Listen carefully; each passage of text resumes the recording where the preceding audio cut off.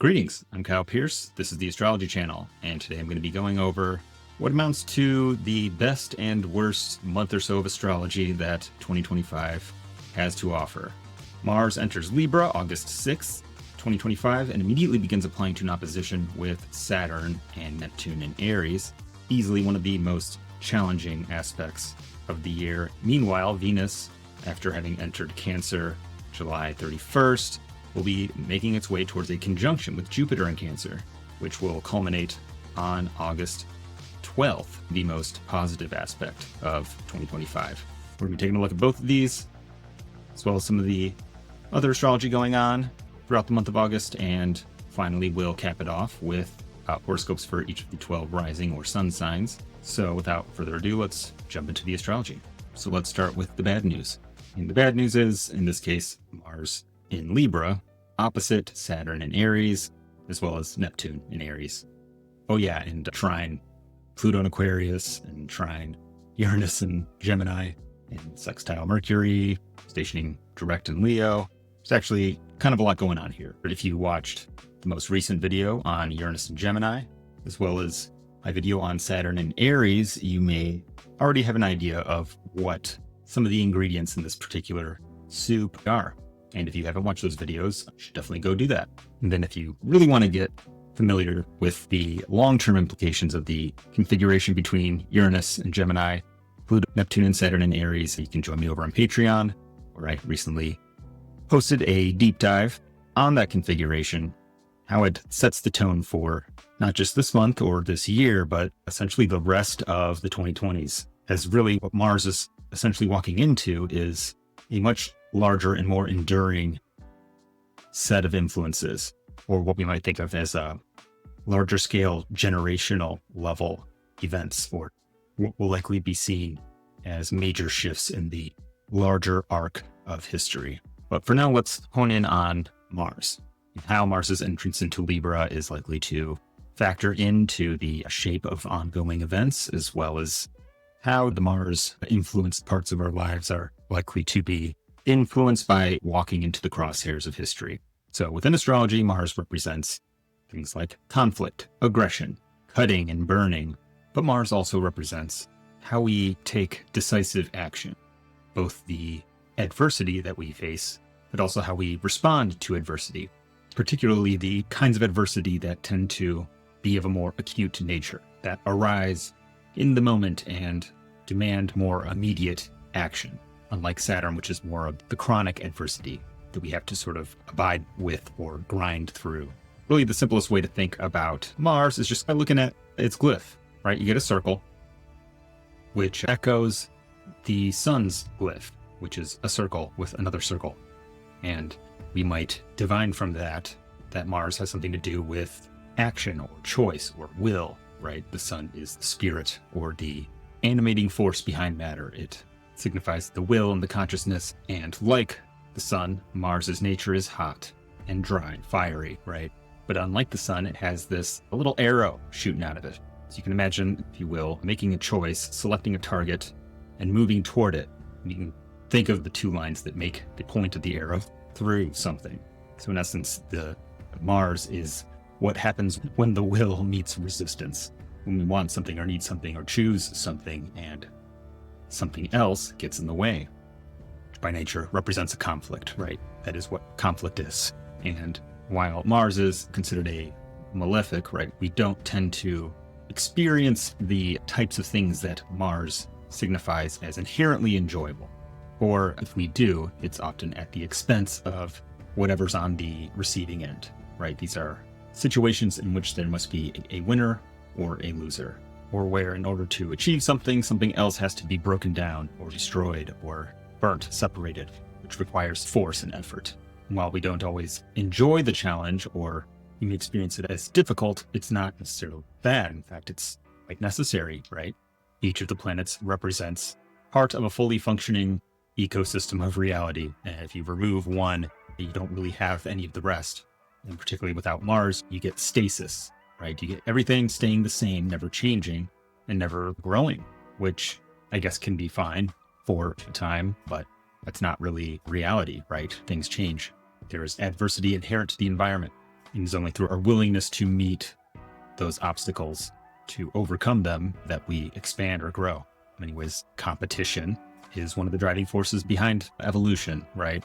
Mars is the driving force behind natural selection, where in the great genetic game, there are winners and losers, those who survive, thrive, and overcome the adversity in their environment, and those who succumb to it.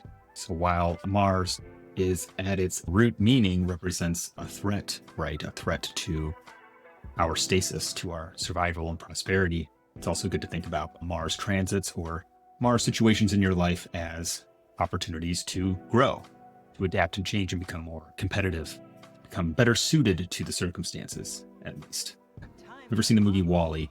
That might be a good representation of a world without Mars, where everybody floats around strapped to hover chairs, being fed by robots and watching TV. It might be easy, but it's not necessarily what we would call a life which fully encapsulates the richness of all that life can be. So with the long-winded introduction to Mars out of the way, how does the sign of Libra inhibit or support Mars's natural significations? Well, we know that Mars is the planet of action, right? Of the disruption or breaking away from stasis, right? It's not stasis at all. It's movement, action. While Libra is the sign represented by the scales, an instrument of measurement that items are placed on and weighed against each other, which is why we have come to associate the sign of Libra with the idea of balance. As a Venus-ruled sign, it has something to do with the idea of harmony, equilibrium. To be the instrument that weighs other things in the balance, we have to be balanced ourselves, right? A scale needs to be calibrated, so it has to be capable of equilibrium within itself, right? A scale that is out of balance without anything on either side of it isn't a very good scale, right? It's not an effective device for weighing the difference between things. So that alone might suggest that we don't necessarily have to squint very hard in order to take the hint that Mars's nature and mode of action is not particularly well supported or inherently very compatible with the environment and expectations of a sign like Libra. In fact, Mars is considered to be in its detriment or antithesis in the sign of Libra, being placed in the sign opposite to a sign that rules, Aries. It is in a sense in exile from its home. Mars is going to have a hard time taking decisive action in a sign that operates under the expectation of consensus. The outcome of a competition is inherently not balanced. It's imbalanced. There is a winner and a loser. So often people who are born with Mars in Libra find it challenging to be decisive or take decisive action because they're constantly having the experience of being checked, being told to wait their turn, or having to play by the rules or operate within a system that tries to maintain order and harmony. I imagine like on a battlefield, right?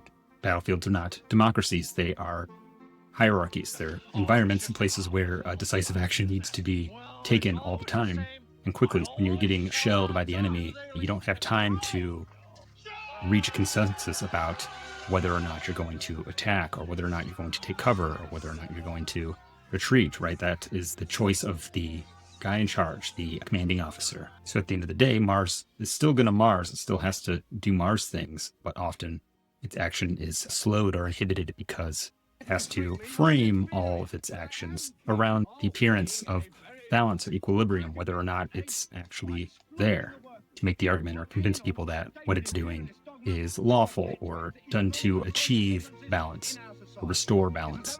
While Libra does get the reputation for being indecisive, and sometimes that's true, Libra by nature needs to interact or engage with imbalance. And Libra can be quite decisive. It's a cardinal sign. It's a diurnal or masculine air sign, right? So it's active, initiates to a large degree. The greater the disruption or the imbalance on the other side of the scale, right? The greater the action taken to restore the balance. So when Mars in Libra tries to do a Mars thing, tries to create conflict or disrupt status quo, it has to make the case that the balance or status quo was already disrupted, right? we have to disrupt it back, an eye for an eye, or to take back something that was already ours to begin with. So it will wear the face of Venus, or wear the face of balance, or justice, or harmony, or order, or law. But really it's Mars. So something to keep an eye out for in your personal world as well. While sometimes that is the case, that in order for there to be peace, there must be war, right? Or you may have to take imbalanced action in order to restore balance. However, it's important to make sure that your scales are properly calibrated, to remember or try to bear in mind what the actual balance is, making sure it's not a fabrication, that we're not putting a finger on one side of the scale or the other, or that somebody else isn't doing that as well. And I think it's an especially important thing to consider when we try to account for how the opposition that Mars will encounter almost immediately after ingressing into Libra with Saturn as well as Neptune in Aries. It's the nature of a opposition is inherently one of conflict, right? The planets in question are situated opposite of each other. So there is inherent tension and volatility, but perhaps built into it is some level of contradiction, right? There might be something contradictory about the product of this Mars-Saturn opposition. And I think what makes it particularly tricky and on the one hand more productive, or producing of an effect or a result, but that result or effect may not be something that we like very much. That will likely vary from person to person on an individual level, but I would say that it's almost certain that on some level, some form of this, and probably a very visible one, will be the initiation of a conflict, perhaps between nations, perhaps between different organizations or leaders, where an injustice of some kind is being pursued under the guise of fairness or restoring order or balance, but is actually very much designed to benefit the interests of a particular party at the expense of another, and the relationship between the persecutor and persecuted was never in balance to begin with. And I think built into this opposition suggests that there's going to be some sort of challenge to it. There's going to be people seeing it and identifying it and trying to call it out in an attempt to actually restore balance and justice to this system. But the outcome is likely not going to resemble anything like balance or harmony, at least not anytime in the near future. But the reason that this aspect between Mars and Saturn and Neptune is likely to be so potent is because there is a reception between Mars and Saturn. Saturn is in Aries, the sign that is ruled by Mars. So Saturn is in Mars's home, and Mars is in Saturn in the sign of Saturn's exaltation. So there's these two planets, in a sense, they have reason to come to the table because Mars is, in a sense, responsible for any planet that is in Aries. It has the rights and obligations of a host. So Mars's position, its influence on Aries and any planet that it's aspecting there is going to carry weight. And conversely, while Saturn does not rule Libra, and exaltation is not the same as rulership, or it's not the same kind of relationship. I like to think of a planet that rules a sign as literally like the owner or landlord or president, if you will. There's maybe a political power of what the rules are, what the laws are, what the executive level of that place or that environment is like, what happens there. And exaltation is more like a celebrated guest, or perhaps like a celebrity, where there isn't necessarily political authority, where they don't get to dictate what happens in that place, but it wields the kind of influence that perhaps a celebrity would wield, or a highly esteemed cultural figure, which is more indirect, but still highly influential. In fact, more influential on different parts of society. While a president or a king might be able to have some sway over the hearts and minds of the public most of the time, that's not necessarily their role in society in most cases. An entirely different set of skills, to write music that inspires people, uplifts people, or write stories or make movies which speak to people's experience and changes the way that they think and feel about things. A society or a culture tends to like particular artists or cultural figures because those figures speak to a more idealized version of who the people want to be, or their hopes and dreams about who they could be. Exaltation the planet in its exaltation is supposed to bring out the best virtues of that sign. And the sign correspondingly uplifts that planet as well.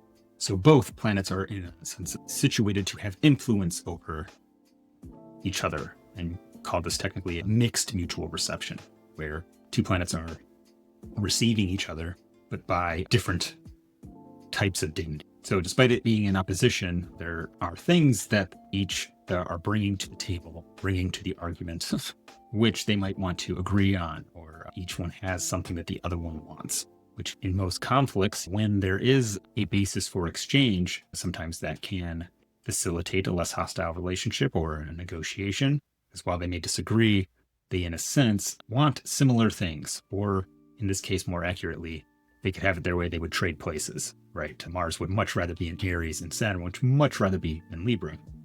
But they're not, so to some degree, they're not in the best condition to offer guidance to the other.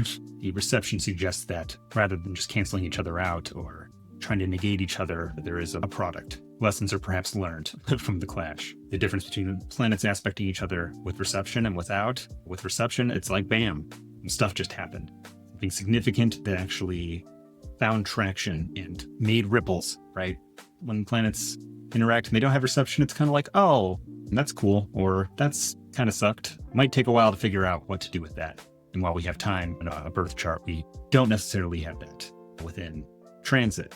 I'm sure that for some people, potentially positive or good things will come out of this challenge or conflict that's manifesting to varying degrees in people's lives. But I think on a more mundane level, the reception kind of gives me more reason to be a little more worried about it. You don't necessarily want Mars and Saturn getting together and doing things. You know, when the hammer meets the anvil, whatever's in between that powerful force and a movable object it gets crushed, right?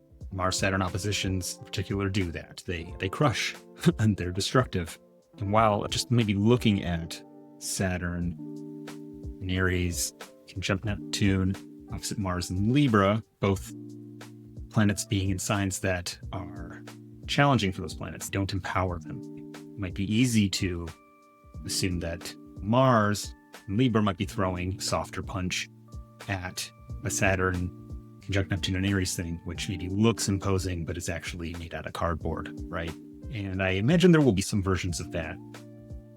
But in my experience, when it comes to Mars and Libra, it has a reputation for being a less effective Mars. It's more hesitant, it's less decisive, right? And that's often the case with many people with Mars and Libra. But I think Mars and Libra gets a little bit underestimated. In fact, I have objective data that suggests that Mars in Libra can be and is a very effective Mars in many cases.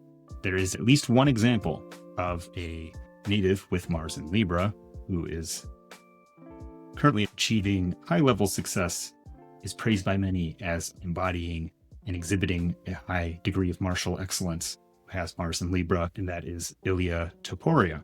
As a matter of fact, he has Mars in Libra at 4 degrees, opposite Saturn in Aries at 2 degrees. As a matter of fact, right now, recording this, he is currently a 2-belt champion. He's sitting on top of 2 weight divisions within the UFC, the featherweight and lightweight divisions, which means he defeated the champion of the featherweight division and won a fight for the vacant belt of the lightweight division, which, suffice it to say, is not necessarily the same as, taking down a champion. But Alexander Volkanovski, the former UFC featherweight champion, who was on a 22-fight win streak, never defeated in his entire MMA career, is considered the pound-for-pound #1 fighter in the UFC when he fought Ilya Taporia, and Taporia knocked him out, which everybody thought was impossible, right? So all that's to say, don't underestimate this transit.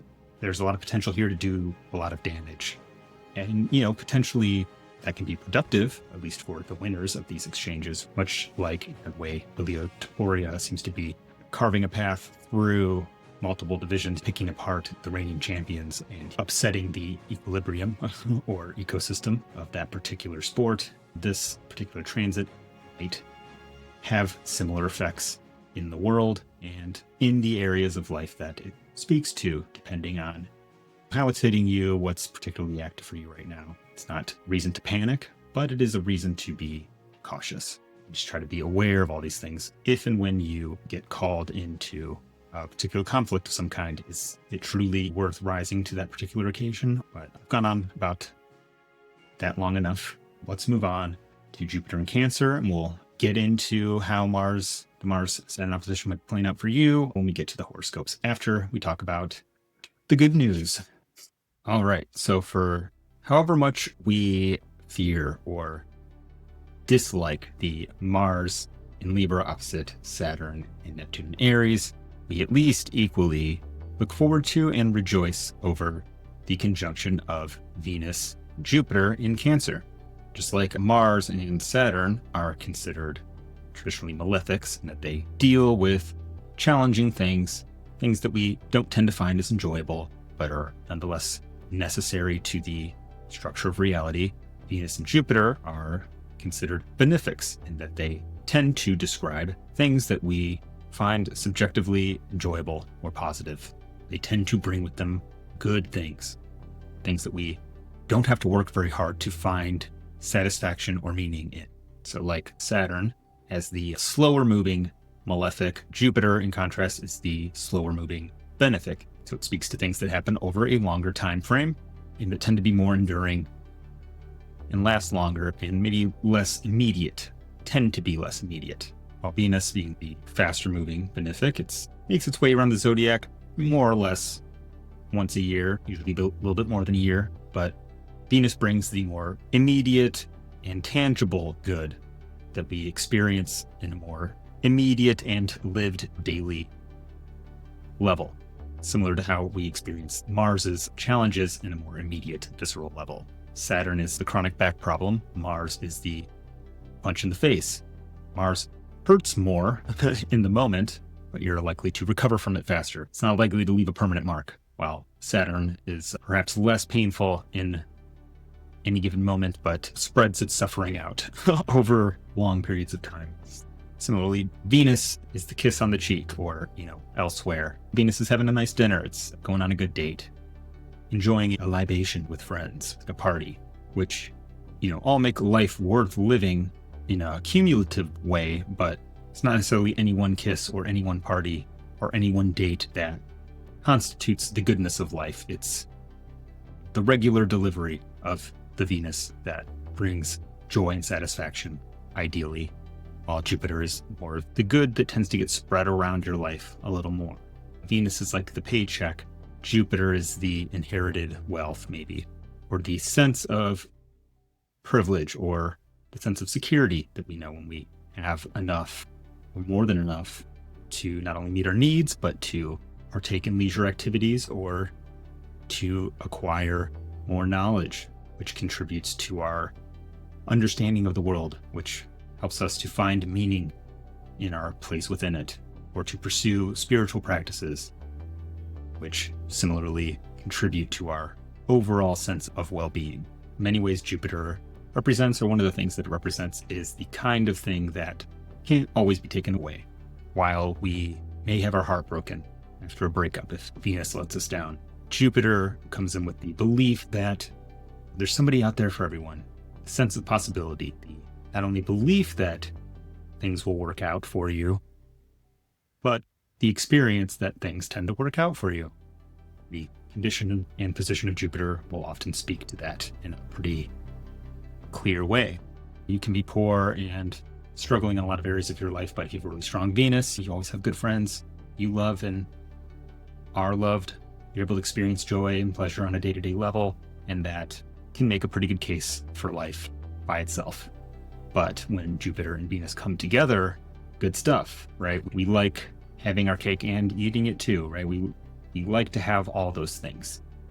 We like to have day-to-day pleasures and enduring satisfaction and wisdom and an overarching sense of purpose and belief in the goodness of the world and life.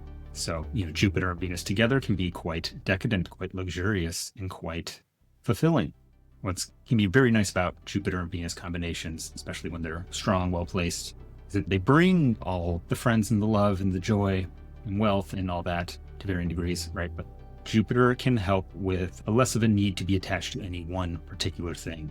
It's what happens when we have a life full of good experiences and Jupiter touches the right parts of our life in the right ways. We build a kind of resilience to hardship and a belief built on expectation that things will work out, which makes the rough patches more endurable because we don't expect them to last forever. Much of why we all make ourselves so miserable, or many of us do, is that even when we have the things that we want, we're kind of waiting for the other shoe to drop. Or when things aren't working out for us, we believe that it's going to stay like that. Magic happens a little more naturally, a little easier for some people than others. It's how it goes, but some of us have to work a little harder for it. But often that level of security actually tends to keep things around more because we're not putting so much pressure on them because we don't need them as much. They don't feel like they need to run away, right? We cling too tightly to them.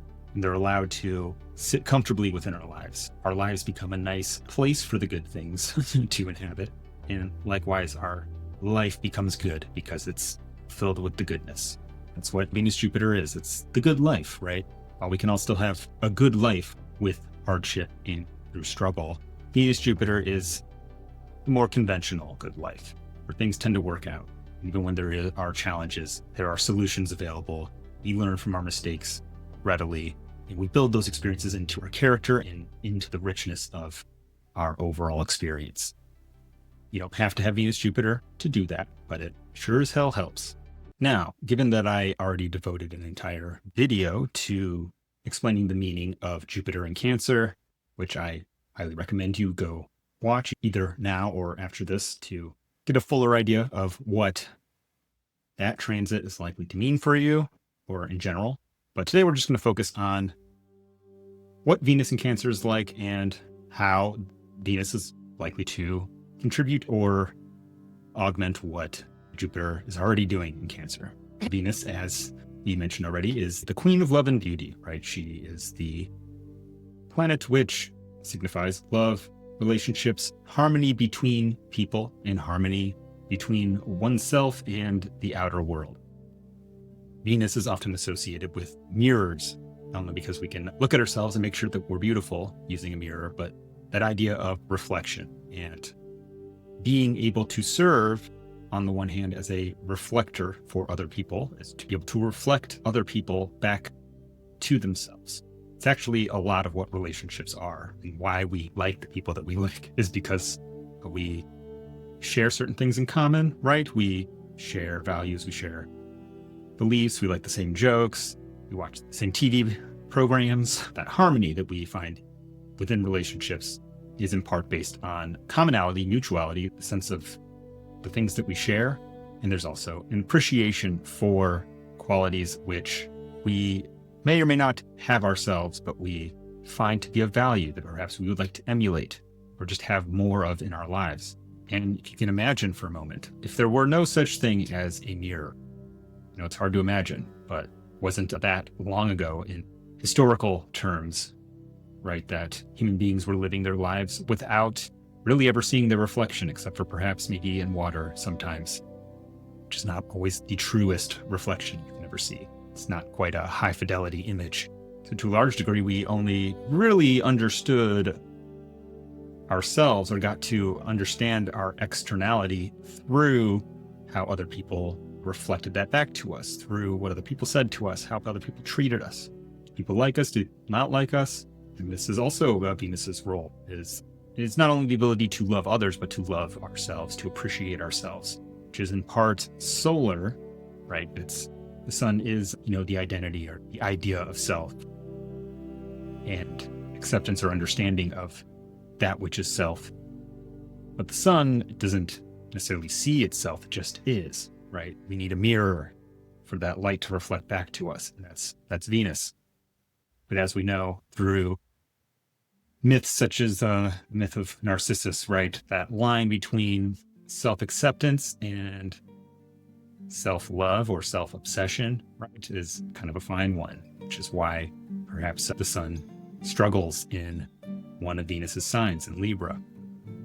Venus and the sun have kind of a complicated relationship. In fact, we don't necessarily like any planets too close to the sun become combust, right? You can't see them. And actually, if you look at the Thema Mundi, the theoretical, mythological birth chart of the cosmos itself, it places the sun in Leo and Venus in Libra, sextile to the sun, which in a sense kind of points to a sort of idealized relationship between the sun and Venus, where they can see each other, but they are separate. They're not getting all over each other. It means, yes, I accept myself, I see myself, I appreciate myself, but really I'm also just me and I appreciate you. You know, what's going on with you? I like you for you, and it doesn't always have to serve, you know, the validation of me. You know, not always that simple for all of us, but that is the theoretical idea, if you will, and kind of makes sound, you know, psychological sense, right? Venus is also an evening star, which means that the sun will rise before Venus in the morning, and Venus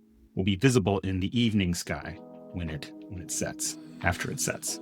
An evening star, Venus, is the more other-oriented version of Venus.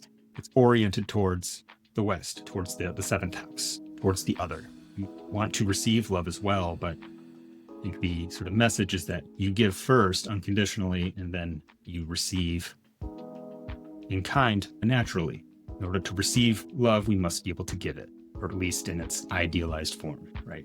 I don't expect us all to be, I don't think that everybody needs to hold themselves to the Thema Mundi standard, right? But we can try.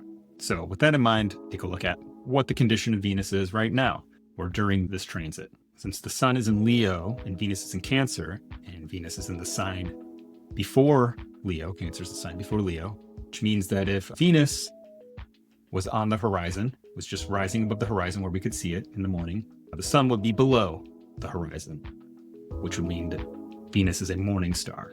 So you could say Venus is more of a selfish Venus. It's not quite the case, but it is more oriented towards self, oriented toward the fulfilling of the individual's desires. Not that people with Venus as a morning star are not perfectly capable of giving love and focusing on others without making it all about themselves, but it is the starting point when it comes to the lens through which people with the morning star Venus see the world.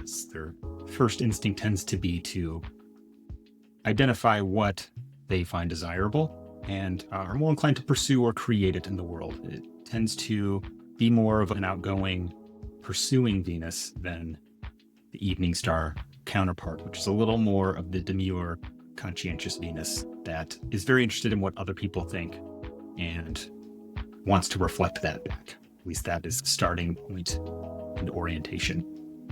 That first jump. So with Venus as a morning star, we're getting a more active, go-getter Venus. But that contrasts with Venus's placement in Cancer, in a nocturnal sign, which tends to have a more responsive orientation. Cancer will still initiate things. It's a cardinal sign, but it tends to do so in response to outside stimuli. It tends to want to pull things in and sort of carefully cultivate before it lets its little babies out into the world. It doesn't mean that Venus is super awkward with that sort of mismatch, but it does make how Venus is likely to manifest gel a little less like perfectly.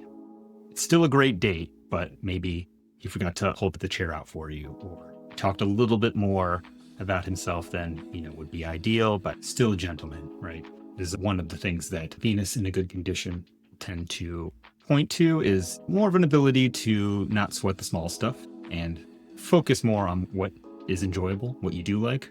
And while there is usually a clear set of standards and values, the clearer those standards and values are, the less we quibble about things that are less important. What those things interfere with what is otherwise good connection. Just what Venus wants to do, wants to connect you to the good things, to the good people, the enjoyable experiences. And generally Venus in Cancer, while it doesn't rule Cancer, it's not exalted in Cancer, Venus does do water in general. While her signs are Libra and Taurus, they're earth and air signs, Venus does have her exaltation in Pisces, which is a water sign, which is part of why Venus was given in the traditional dignity system, Triplicity dignity in water, which you can think of as, for any planet in a sign that it has triplicity dignity in, that it's kind of a general match for, the element supports the nature and activity of that planet. For the most part, it's good enough for most purposes. Venus does all right in Cancer. Cancer, it's intimate, it's reflective, it cares. These are all qualities and modes of expression that Venus can more or less do her thing is. She can show love with care. She can show affection with intimacy and sensitive attunement to another's needs, right? Venus can even be sexy in the context of security, right? Venus and Cancer will pretty much always use a safe word, unless maybe Saturn's involved. And bad news for you guys. Our first little dance with Venus and Cancer is the tight square with Saturn. So when we first experience Venus's entrance into Cancer, she may not be baking us cookies and knitting sweaters for us quite yet. Saturn and Venus combinations, particularly hard aspects between Saturn and Venus, often create delays, obstacles to deep and enduring intimate connection with others or romantic interests earlier in life. As a transit, it's likely to be experienced as work getting in the way of having the dinner date that you were hoping to have. Dinner was nice, but I have a headache. I'm not really in the mood for the intimacies later on after dinner or something like that. Nothing to sweat over. And fortunately, by the time Mars enters Libra on August 6th or 7th, Venus will be at about 8 degrees of Cancer, still in a sign-based square with both Saturn and Mars, but rapidly moving away from that more volatile configuration and into the warm embrace of Jupiter. So while there is that sign-based relationship with Saturn and Mars, is still gonna get on our Venus-Jupiter conjunction a little bit more than we would like. They can see each other. It is a sign-based square with both of them. For the most part, the Cancer part of our lives we're likely to be able to enjoy without too much interference. Maybe it was a stressful day at the office, but maybe still feel some of the stress from that throughout your day. Maybe when you get home, dinner was so delicious. The board games you played together with your friends was so fun that you're able to set it aside for the most part, wherever it's showing up for you. We'll get into as we get into the horoscopes. What also helps reduce some of the negative Saturn influence early on in August as Venus is approaching is that Venus has a special relationship with the first 10 degrees of Cancer. This is the first decan of Cancer, which is considered to be ruled by Venus in the descending Chaldean order method of rulership and by the moon using the Triplicity method. But Venus has kind of some special power here. This decan is associated with more of that one-on-one intimacy style of Cancer, has a kind of mother-child theme, but also a strong romantic inclination. It brings some of that Cancerian innocence to the realm of romance, which can be very endearing. This is kind of more of the sweet puppy dog kind of love, but also very devoted and almost parental. So wanting to take care of and be taken care of. That can be very romantic and very sexy, right? But also has a very strong creative and artistic bent. A big part of this decan is the desire or need to sort of create, sort of pour oneself into objects of love or of passion, which may be other people, maybe romantic partners, maybe artistic endeavors or music or a craft or even your work. It's like a space where the procreative and the artist inclination sort of intertwine. Venus in particular has a way of putting themselves into everything they do or make as an expression of the love they want to see in the world, the things they love, things that they care about. That's pretty nice and gives in Venus more strength to resist some of the negative influence of Saturn. It can be a nice way of transmuting some of the challenges going on in the Aries part of our lives, and later, perhaps the Libra part of our lives, through focused care and attention to an object of love, either in the form of a person, child, friend, lover, or creative endeavor. It's actually very close to the degree of Jupiter's maximum exaltation at 15 degrees Cancer. So this is a pretty good stuff. It's really a shame that Mars and Saturn are in Aries because it makes it impossible to get good electional charts out of this. It can be hard to bake that Venus-Jupiter conjunction into lasting things without getting some of that Mars-Saturn in it as well, which is really a shame. But we still have some very nice experiences in the part of life associated with Cancer within your particular birth chart, but we will explore the particular ways that this Venus-Jupiter conjunction might bless you as we go through both Mars and Libra opposite Saturn and Neptune and Aries opposition, and the Venus-Jupiter conjunction for each of the 12 signs, which we will discuss momentarily. Venus is at a pretty high speed part of her synodic cycle. She's moving pretty fast, and she's unfortunately going to zip through Cancer in about less than a month. You only get to enjoy her presence there from July 31st until August 25th, which is a bummer. Venus in Leo is great, but this is kind of a hard conjunction to beat. But there's really few other signs that I can think would be equally empowering for both planets, except for maybe Venus and Jupiter in Pisces, where Jupiter is in domicile and Venus is arguably one of the best conjunctions to have in all of astrology. So as we're enduring our hardships in the Aries and Libra parts of our lives, good to try to find some solace and try to restore our wills to live and our belief in the goodness of life through the Cancer part of our lives, which we will go ahead and jump into now. All right. Now that I have my regular camera working again, we can get started with horoscopes for each sign of the zodiac. Now, this is primarily meant for being applied to the rising sign, but you can also use this for your sun or moon sign, especially if you were born at night. However, if you are applying these delineations to your sun sign, you want to apply the interpretation more in terms of your career or public facing life, what you're doing in the world. And if you're using your moon sign, you want to think about applying these more in terms of maybe your health or personal and private life. That being said, we're going to start with the first sign of the zodiac, according to the ancient theoretical birth chart of the cosmos, Cancer. So let's get started with Cancer rising, and or sun, and or moon. All right, Cancer. So you, as well as the other cardinal signs, Aries, Libra, and Capricorn, you guys are going to be likely to be experiencing a month or so of transits most viscerally or impactfully, because both the Mars in Libra opposite Saturn and Neptune and Aries opposition, as well as the Venus-Jupiter conjunction, are going to be angular to your sign, which means that it's going to be hitting the most active parts of your chart.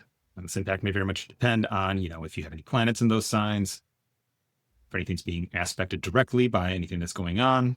But obviously, we can't account for all that in this context. That is something you would book a reading for, which you can do at my website, KylePierceAstrologer.com.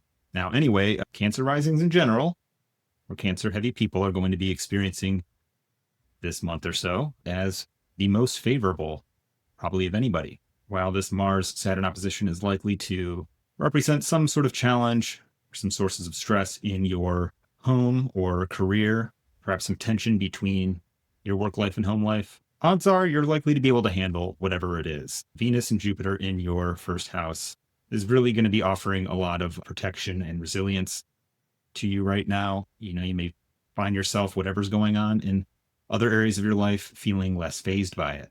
There's a good chance that since Jupiter has been in your first house over the last several months, even maybe learning some things, maybe learning how to manage stress better, or how to take care of yourself a little better. Jupiter in Cancer is really helpful for figuring out what you need. So if you've had any insights over the past several months, it's good to begin or continue the process of implementing or incorporating those lessons into your life. So you're likely to receive some long-term benefit from them. Now with Venus in your first house, it's a good chance that you're likely to be being received better by those around you. Might be feeling a little more popular than usual, especially because Venus rules your 11th house, or the sign that is on the 11th from whatever the Cancer position it is you're reading for, right? So a little extra popular, likely to be looking a little better than usual, perhaps. In fact, if you have to have any headshots taken or have any pictures taken for any reason, now is a good time. So you're likely to be looking your best, feeling your best, better than usual. And there's a good chance that money might be flowing to you a little more easily than usual. since the 11th house is the house of gains, right? And Venus is the ruler of that house, and it's here to bestow goodness upon you and has a lot of support from Jupiter. Even if money isn't flowing to you directly, you may be getting ideas or opportunities might be opening up for you. It might ease the way towards more profitable or more fulfilling ventures. There's still, challenges in the career workspace. Those challenges may very much depend on what your relationship is with Saturn in your birth chart, how old you are. Saturn transits tend to be a lot more difficult when we're younger or when we haven't had our first Saturn return yet. And as this Mars-Saturn opposition starts and then starts to taper off throughout the rest of August and into September, it's good to pay attention to what's going on during that second week of August, because that's likely to be when you see what that main stress point is in your work life, or maybe what that tension is between work and home. It suggests that there is some kind of challenge or obstacle to progress there that needs your immediate attention and may feel particularly arduous or hard to figure out, at least at first, what the best line of attack is, right? This Saturn in Aries, especially with Neptune, you might have unrealistic demands being imposed upon us, or you may be experiencing that you don't quite have the resources immediately available to fulfill the demands being made of you in those areas of your life. Or maybe it'll be that others in your environment or in your workspace are experiencing that. Perhaps a significant other is having that challenge at work, and maybe you need to play more of a supporting role at home. Maybe you have to fulfill more of the household tasks while they're managing, what's going on at work. So this may put pressure on you to pick up more of the slack at home, which may cause more challenges for you finding the energy to do what you need to do at work and when it comes to taking care of your personal needs. But when we're thinking about this Mars-Saturn opposition, which even after it's separating is still playing out by sign, still relevant, still important, that there is some amount of compromise that needs to be made, not just with any opposition, but because we have this strong Libra-Aries dynamic going on. You may find yourself having to advocate for yourself or for others in terms of what's fair versus what is unrealistic or asking too much. But you just need to keep your wits about you. Take your time. Don't let yourself be rushed. To a large degree, you're kind of the one with most able to keep a cool head right now that people are going to likely be looking to sort of be the example. And there's a good chance that you know what needs to be done. And part of that may just be playing it cool while other people panic. And then once they've, tired themselves out, then you can come in with the suggestion, with the solution, once everyone else has tired themselves out. And then just, try not to keep score too much while you may be the one picking up the slack right now. For others, don't get too caught up in a sense of injustice over maybe having to do a little more while others are doing a little less. You're in a good position to be generous with your time, with your resources, and receive that generosity back to you in kind, in time. Maybe not right now, but when others are in a better position, they're likely to remember later how you helped them out. So that's all I got for you, Cancer. Moving on to Leo. All right, Leo. The big events of the next month or so are overall not as big of a deal for you, especially if you have planets in cardinal signs. But overall, because the Venus-Jupiter conjunction in Cancer is happening in your 12th house, and Mars in Libra in your 3rd house, opposing Saturn and Neptune and Aries in your 9th house, are in cadent signs. They are less impactful directly, a little less likely to show up as visible outward events. But there are some other things going on that I think will be relevant for you that we'll talk about. But for the most part, you can look at this Venus-Jupiter conjunction as potentially very favorable for issues pertaining to mental health. You may find that much good comes from time spent alone. That if you sit quietly in isolation for a time, insights might arise from your subconscious about any challenges you might be facing, sort of niggling tendencies that you might have that tend to undermine your efforts. For you guys, the benefits definitely come most from kind of staying out of the fray, staying out of the chaos surrounding you, and just kind of playing it cool. One of the ways the 12th house has been described in some Vedic texts is the 12th house is the results of lying down. It might suggest that the benefits for you guys come from being passive or from not getting involved. The most natural inclination for many Leo rising or Leo heavy people. But during this Mars-Saturn opposition, the conflict and trouble is to a large degree happening both in the immediate world around you and the world at large, and maybe somehow greater themes or issues you've been seeing in the world are showing up on your doorstep or in your neighborhood, in your immediate environment. Potential for conflict with siblings or family members of some kind, people in your immediate family espousing kind of bogus ideas or making ridiculous arguments that you may feel a need to speak out on. And you can, not necessarily the worst thing in the world. Worst thing that can happen is you piss off some family members and you guys don't talk for a little while, which isn't a great result, but I wouldn't get too attached to the idea of changing anybody's mind right now. Much of the wisdom and goodness that can come from the Venus-Jupiter conjunction is learning to accept what you can't control and allowing things to sort of work themselves out without you interfering. It's not to say that you may not have some opportunity to have impact. After all, you're going to be having the sun in Leo going through your first house. Very strong. Whatever sign you happen to have the sun in, the sun is sort of coming home. And while we might think of the sun as kind of indiscriminately shining on everything, and to some degree that's true, but the sun is about directing your will, your focus towards what matters to you. And be important to think carefully about what truly matters, what's truly worth getting involved in, and is it really necessary for you to show up to everything? Now with Mercury stationing direct in Leo in your first house, this Mercury retrograde has been very much affecting you guys. It's possible that over the last several weeks, you've had to go back and review something, perhaps something related to your finances or how you're spending money, or maybe investments that you've been making. Mercury rules your 11th and your second house.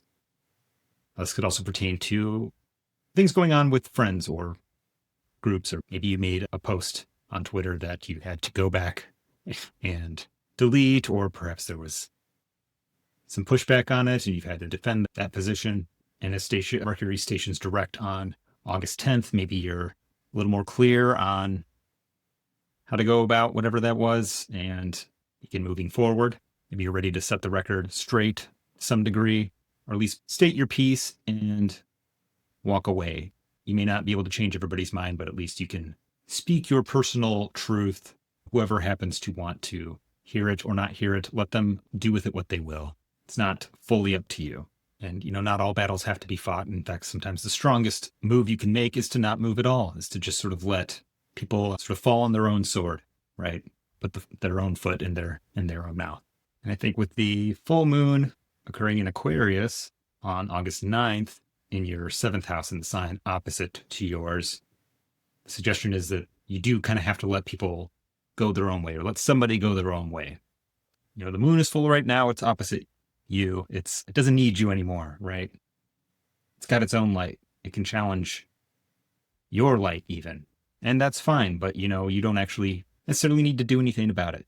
It's not Leo's role to always get into the nitty gritty or into the details. You're the kind of steady, stable, showing up as yourself in kind of the same steady way, rain or shine, right?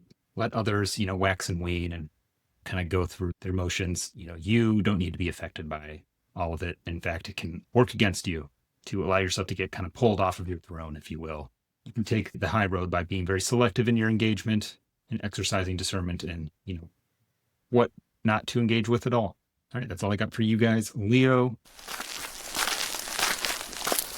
Moving on to Virgo. Now, for the overall indication here is that the big events of this next month or so pertain to money in some way, or resources or support, with Mars in Libra opposing Saturn and Neptune in Aries in your 2nd and 8th houses, respectively.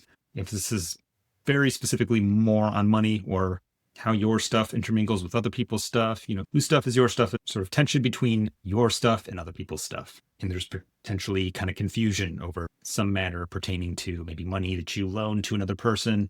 Perhaps they're asking for an extension, or perhaps they're denying that you ever loaned it to them at all, or they're refusing to pay it back.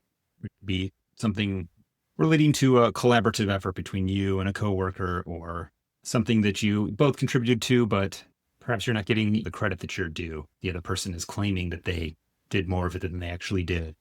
And there's a chance that you may need to advocate for yourself in this scenario. And it's important that you make an effort to stick to the facts. Don't be tempted to misrepresent your side of things in order to enhance your case, even if in the short term it seems like it'll help you. It's kind of a scenario where you have to stay within your integrity, advocate for yourself, and let the chips fall where they may. There's a chance that it may not go your way. There's a chance that it will. It's going to depend on other factors. But overall, it seems like you're going to have support or sympathy for your side of things.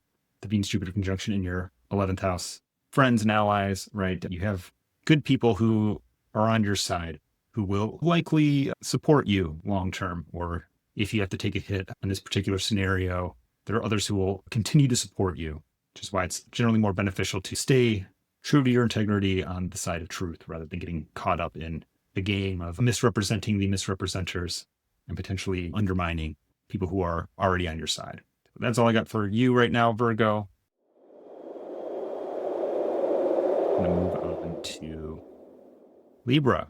So Libra, this is likely to be a little bit more challenging for you guys. Mars is going to be in your first house, opposing Saturn and Neptune in your 7th house. There's a chance you may find yourself in conflict with someone else in some way. It could be a close friend, romantic partner, be a family member, or even a child. And you may feel like they're acting unreasonable. They're not playing by the rules. You feel like you're being offended by some of their behavior and feel like you need to push back against them. And perhaps you run the risk of overreacting, or you may be pulled into ungraceful behavior due to your response to somebody else's stubborn and seemingly incomprehensible behavior. There's a chance that even if there's kind of a blow up or kind of a big messy dispute, as the dust settles, there could be something productive about that argument or conflict. Perhaps there are things that were said that wouldn't have been said otherwise that maybe needed to be said. That's not me giving you license to go apeshit on somebody, but while I would say observe some caution, don't go too far, right? Having Venus in kind of a good situation. Venus is the planet that rules your sign, Libra, and it's conjoining Jupiter. So there's a chance that you may come out looking good or having support for your side of things. But I think it's important to note that while maybe the other party may seem incomprehensible or ridiculous, there's likely something valid about their side of things, or it would be beneficial for you to try to see their side as well. Most arguments or conflicts involved one side or the other, or both sides feeling justifiably aggrieved in some way. And it's always good to give the other an out. Most people are more amenable to coming to the table if you make some concessions to them. So try to be generous in the concessions you make. You don't have to compromise on the things that are the most important to you, but take some time to clarify what it is that is important to you. What do you want out of this conflict? What do you want to gain, or what do you want the other person or other party to acknowledge and identify, what is less important and what can you let slide? Just try not to lose your cool and be a little extra cautious if you're doing manual labor of some kind, or, Mars going through the first, especially when it's opposite Saturn, more at risk for injuries than usual. Don't need to freak out, but just try to be a little bit slower, a little bit more careful and attentive than you normally would be to try to offset that extra risk factor. So with that, I'm going to move on to Scorpio. Now, Scorpio, this is one I want you to be a little careful about, because Mars is the planet that rules your sign, Scorpio, and Mars is, in a bit of a rough spot. It's going to be in Libra in your 12th house, and that opposition with Saturn will be in your 6th house.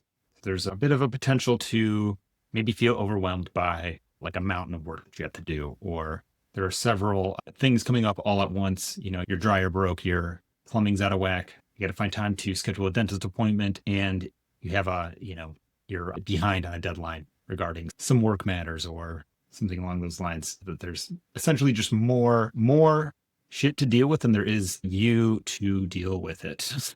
And you could potentially feel, maybe smothered by all of it. Like it's like, this is bullshit. It's not fair that I have to do all this. I'm not going to deal with it. Or you get flustered and you try to do too much and you burn yourself out, or worse, you injure yourself trying to handle all of it. So you're going to want to try to adopt a more careful and methodical approach to what you're dealing with. Do a little bit of triage. Identify, what's the most important thing. Do the first thing first, and then, kind of slowly deal with each problem one at a time. There's a possibility that it's not as urgent as it seems. In fact, people may be more forgiving than you think that they'll be. In fact, if you opt to be honest or opt to be more straightforward about where you actually are with things, what you actually can and can't do right now, or just, maybe you're feeling a little overwhelmed. Maybe you need some help in order to get some of these things done. You may find that people are more generous or more willing to meet you where you are.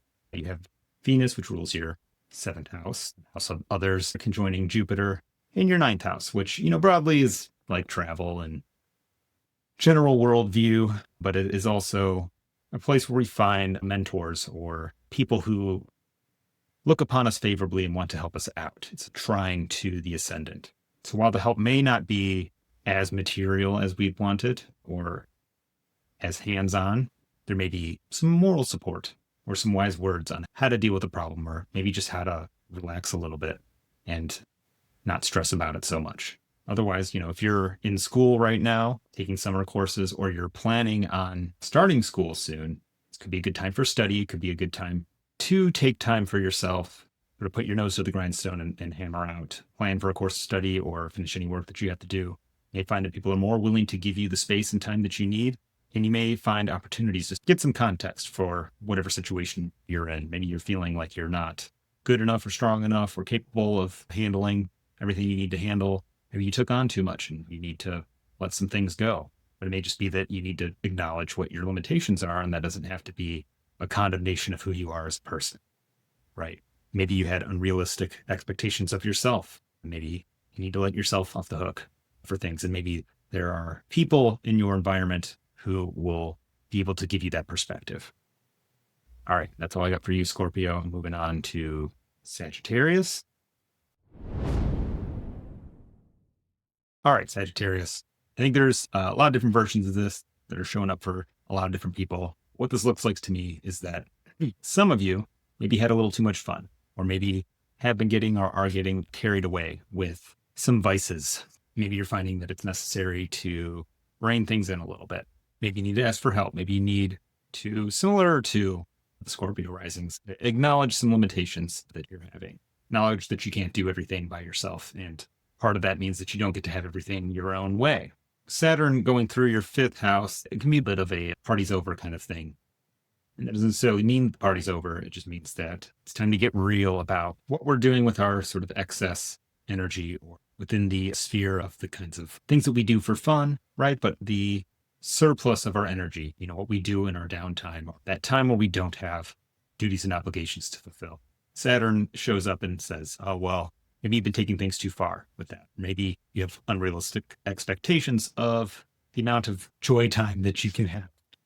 It could be that you're partying a little too much, or you're indulging a little too much in certain activities, and maybe you're getting called out by some friends, or you're spending too much money. Obviously, this isn't going to be the case for everybody, but it does look like there's some kind of tension between your 5th house, the things you do for fun, or your creative output, or your children, if you will, metaphorical or literal, and your friends or colleagues, or your public-facing social groups. If you have kids, it could look like there's a lot going on with your kids right now, and there just isn't time for friends. And maybe friends are putting some demands on you, or feel like you're forgetting about them, or neglecting them, or leaving them out. Or maybe your friends are feeling like you're doing too much of your own thing, and you aren't involving them in your activities as much. Oppositions between the 11th and 5th house, they don't tend to be as negative. I almost think of it as like an opposition between Venus and Jupiter, where it's kind of a tension between two good things. Do I have this kind of good time or this kind of good time? And while I think for some of you, the good times have sort of gone bad, or that maybe fun has been taken too far and there's a need to rein things back in, overall, the idea is there's support for you. The Venus-Jupiter conjunction is happening in your 8th house, which, while not the most favorable house in the world, benefits there. And, Jupiter being the planet which rules your sign, being there tends to point to getting access to other people's things. It could be an inheritance for you of some kind, or Maybe if you've been spending a little bit too freely lately, that there may be friends or relatives who are able to come in and support or offer some support for you. Yeah, kind of get back on your feet. Obviously, not all of you have been on bad behavior, but this is the kind of thing that can. All right, Capricorn. So things should be going rather nicer than usual when it comes to significant personal relationships, be them romantic or otherwise. But things are looking a little more challenging in terms of your work and home life, or perhaps be some issues surrounding family or parents. Could be some extra duties or obligations coming up around home or family that are potentially interfering with things in your professional sphere, and they're potentially feeding into each other. Having to spend more time at work or with work is interfering with your ability to keep up with household manners or issues pertaining to your family, or vice versa. And there's a potential to, be feeling a little burnt out. Fortunately, you're likely to be able to lean on the support of your significant other, or you don't have one, a close friend, or basically whoever you would put down as your emergency contact. That isn't family. That's kind of person that is in your seventh house.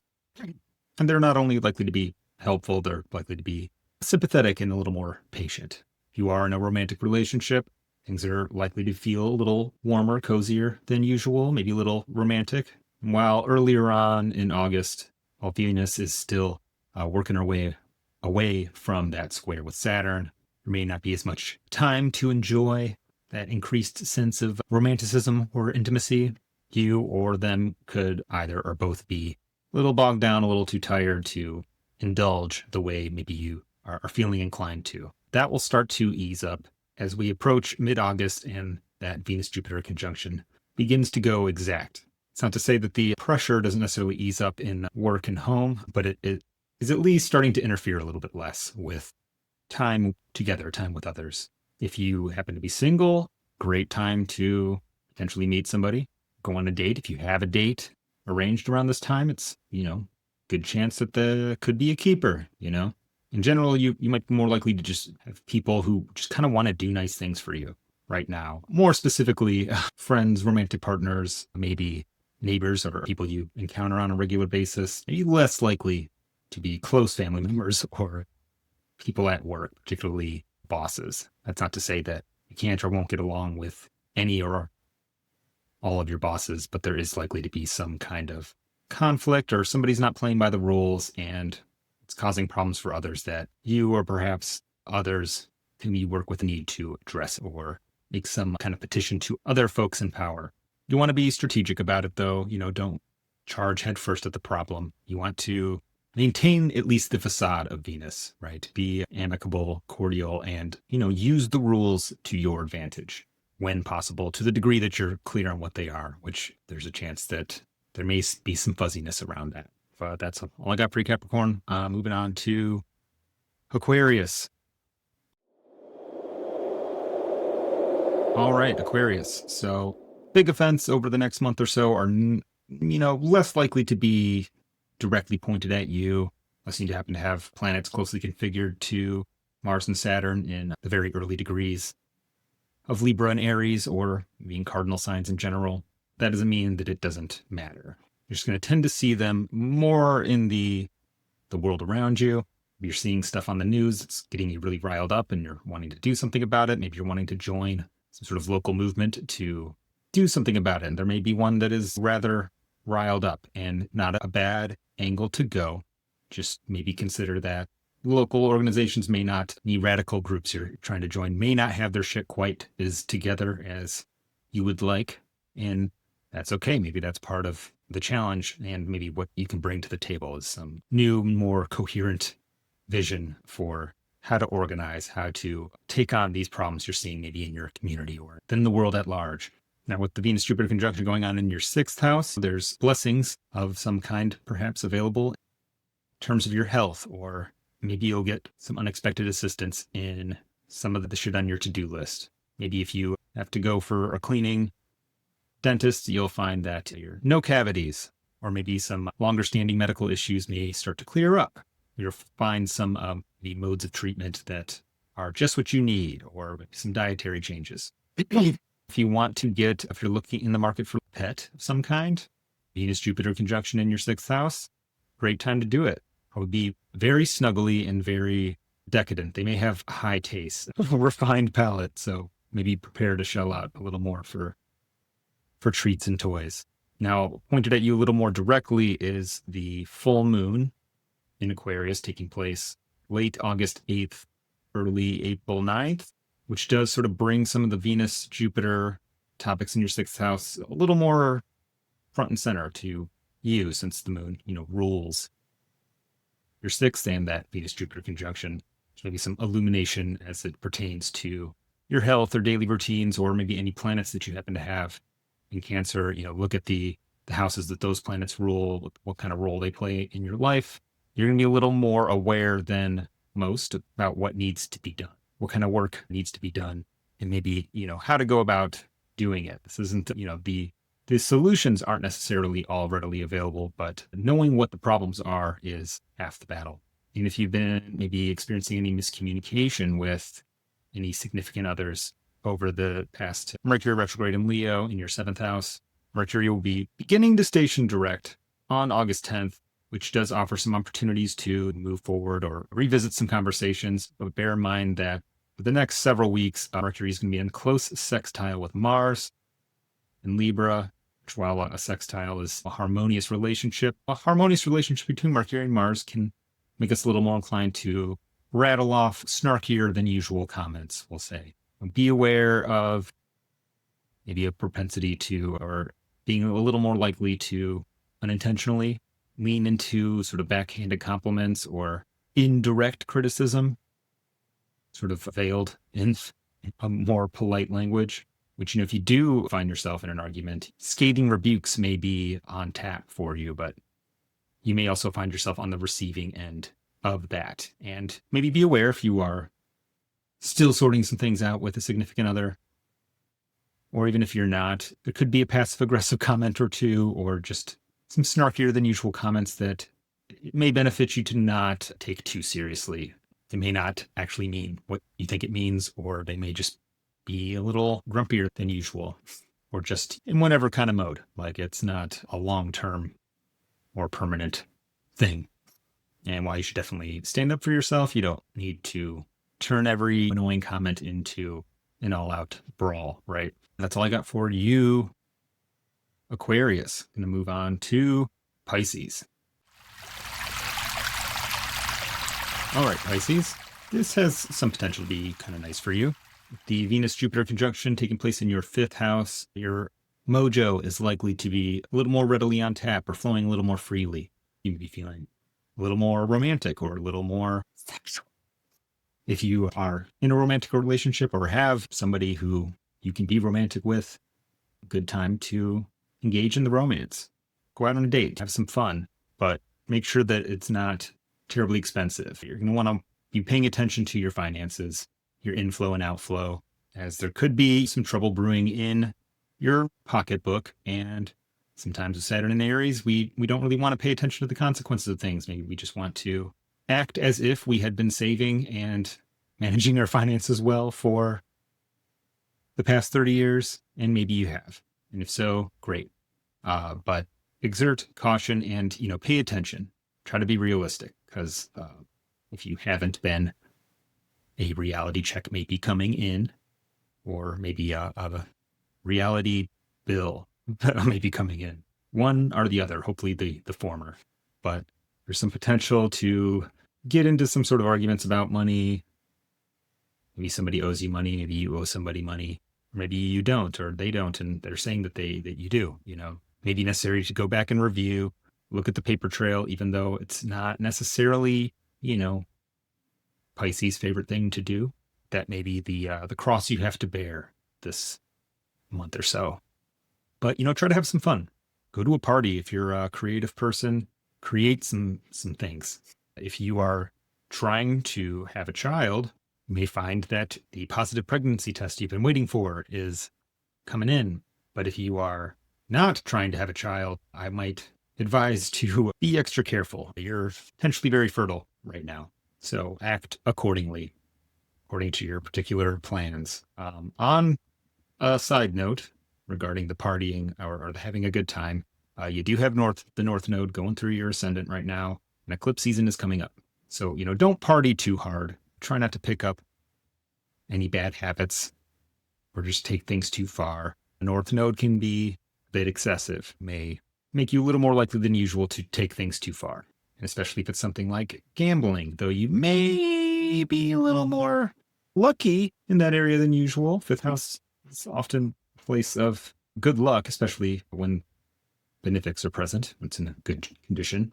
But I wouldn't, plan on getting rich. Or if you do get a sudden influx, don't start spending like your Bill Gates, because it may not be a one-off. Really want to be realistic with the finances. I already said that. So that's enough with you. That's enough with you, Pisces. Moving on to Aries. All right, Aries. Tough, month or so for you guys. I'm sorry to say. And I mean, to be fair, tough, couple of years. That's not to say that, you're going to have a terrible couple of years. Saturn visits every sign. And it's just your guys' turn to have to Saturn. And turns out that, your sort of default mode of action is just not very Saturn-y. So to a large degree, it's going to depend on, what your relationship is with Saturn, which side of your Saturn return you're on. But, this is a bigger conversation beyond the scope of a month or so scope of horoscope forecasting. But to a large degree, you're a little bit more, you're already familiar with what the Saturn and Aries experience has been for you. And to some degree, it's going to kind of peak a little bit right now before you're going to get a break when Saturn goes back into Pisces, which I believe is, early September. So you got a month, but it's a bit of a hot month. So you're really going to want to be aware of just pushing too far, to pushing too hard. And you might be a little more easily triggered than usual. Mars going through your seventh house. Try to play fair and just try to be, if you're going to take a stand on something, try to be clear about what it is. Make sure that your demands are, reasonable. And, also make sure that others' demands are also reasonable as well. There's potential for kind of confusion over who's doing what, who's playing what role. It could get messy. It's a good time to try to get clear about what your boundaries are and be mindful of how you're enforcing them. Are you being consistent? Enforcing boundaries doesn't mean aggressively patrolling them, shooting anybody who comes near on sight. Most of the time, it's just as simple as making clear, simple statements. If you find yourself making clear, simple statements, but somebody else is maybe trying to pick your words apart, try not to get pulled into quibbling or arguing over semantics. Try to keep it simple. Now, in terms of the good stuff, and there is good stuff, your fourth house is looking real nice. So family stuff might be nice. Getting together with family is likely to be more enjoyable than usual. If you are looking to purchase a home, this month or so, not terrible. You may get opportunities or offers or find a really good home, but you do want to be aware of just what you're taking on as Saturn is going through your first, right? Don't take on more than you can actually pay. Try to keep a long-term perspective on it because Saturn does rule your 10th house, and part of the topics that might be being brought up are likely to pertain to work in some way. You may be getting more responsibility, but you want to make sure that you're clear on what those responsibilities are and make sure you get a contract. You might be getting promised more than others are prepared to deliver, and you also don't want to promise more than you are capable of delivering. But otherwise, nice stuff going on in your fourth. If you've had trouble with a family member or a parent, then now is a good time to seek out a reconciliation. An offer of reconciliation may come your way, and I think it's likely to be well-meant and genuine. And there's a good chance that you may receive some kind of support from family, which may be financial, may be material in some other way. But, take the gifts, take the support if offered. That's where the support is. And, you might need it. I mean, it could be more stressful than usual couple of months. But just try to take it slow. Be aware of your environment. Higher risk than usual of accidentally injuring yourself. I already know a couple Aries rising people who have hurt themselves over the last few weeks, and try not to be one of them. But yeah, that's all I got for you, Aries. Moving on to Taurus. There's a good chance that this whole Mars-Saturn thing could just blow right past you. It's going on in your 12th and 6th, which do speak to parts of your life. You may want to keep an eye on your health. If you're due for a checkup or you're thinking about getting one, good time to check up. Not that you need to panic about your health or start worrying about it. It's just a good time to have a little gander. Whether you're aware of the problem or not, if there is one, it's still a problem. So it's better to be aware of it, right? So, make the rounds is basically what I'm saying. There may and likely won't be anything particularly pertinent depending on other factors, but those things that you don't pay attention to or that slip under the radar are the kind of thing that are likely to give you grief over the coming weeks and month or so. If you are an employer of others, there's potential for conflict with employees or people who are beneath your station. So if you're getting some sass from your employees, make sure you're clear on what the rules are, enforce the rules that you've been enforcing, don't invent new ones.